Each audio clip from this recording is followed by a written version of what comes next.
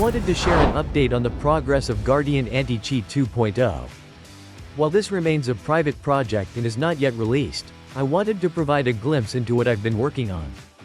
I won't go into too much detail about the new detection methods or the server-side scanning implementation, but I'll keep it straightforward.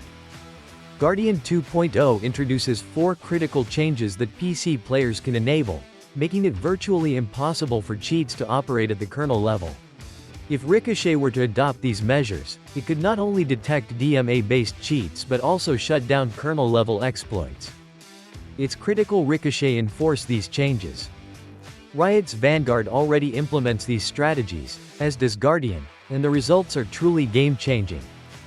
If Ricochet were to adopt and enforce these security measures, much like Riot's Vanguard already does, the cheating problem could be reduced by as much as 80%. Secure boot enforcement. Ricochet must ensure secure boot is enabled. This prevents unsigned or tampered drivers from loading, effectively blocking many kernel-level cheats that rely on bypassing secure boot to execute unauthorized code. TPM 2.0. This is known as the Trusted Platform Module. TPM 2.0 must be activated to verify the integrity of the boot process. This blocks rootkits, bootkits, and tampered drivers, ensuring players are gaming in a secure environment. With TPM 2.0, the anti-cheat will create a foundation of trust for gameplay.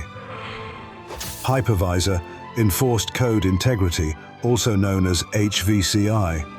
HVCI ensures that only trusted, digitally signed drivers and code can execute in the kernel.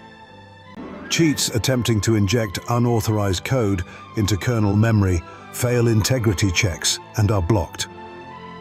The anti-cheat will not allow Call of Duty to load if HVCI is disabled, safeguarding the game's integrity. The Input-Output Memory Management Unit. This isolates memory access for hardware devices, preventing DMA cheats from accessing or modifying critical game data like player locations or health values.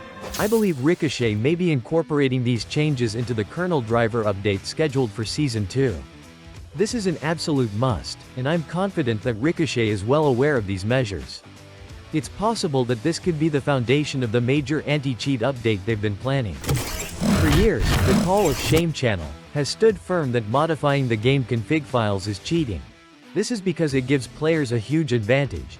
The streamers, and their simps, are modifying these files to hack their sound and vision.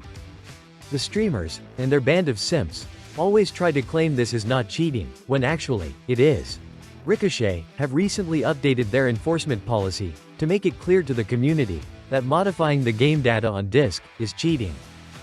Any user who utilizes any code or software not authorized by Activision that can be used in connection with the game or any component which changes and facilitates the gameplay or other activity, including to gain an unfair advantage, manipulate stats, and manipulate game data, is subject to penalty. This includes, but is not limited to, aimbots, wall hacks, trainers, stats hacks, texture hacks, leaderboard hacks, injectors, input mapping software, or any other software used to deliberately modify game data on disk or in memory. How these streamers think it's acceptable to change the game's config files to give them an advantage isn't cheating amazes me. Are these streamers that stupid? Making changes to the game's config files is cheating. No wonder you are all getting shadow banned.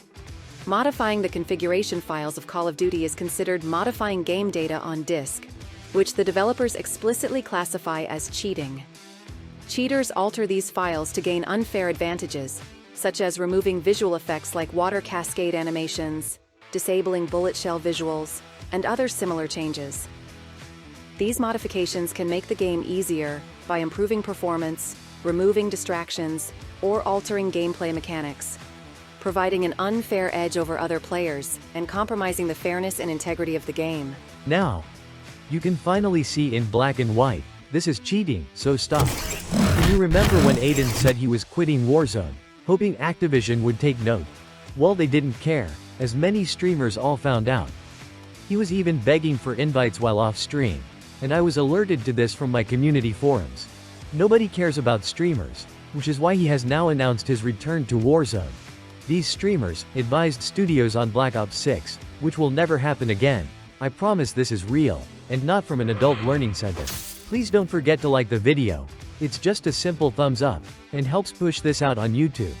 This channel echoes your views. If you are sick and tired of these streamers and cheaters, hit the like button. Aydan tried to force the hand of the developers by tweeting he was taking a break. He stated he was going to take his longest break yet. I'm basically going to be taking a pretty decent break from Warzone, probably the longest one I've ever taken before. Well, the devs nor the community cared one bit. It was hilarious. Everyone just kept on playing like nothing happened, despite the streamers trying to gas him up. This was the best evidence yet, that Activision do not need these streamers to promote their game. Aydan is back playing Warzone again. He just couldn't stay away. Nobody cares if streamers play this game or not. When streamers leave the game, the numbers actually increase. Aydan tried to take a stand, and failed. Streamers are not needed, and the developers finally realized that now. They destroyed Modern Warfare 3, and now attempted to do the same to Black Ops 6. Thankfully they no longer listen to streamers and their stupid woke nonsense.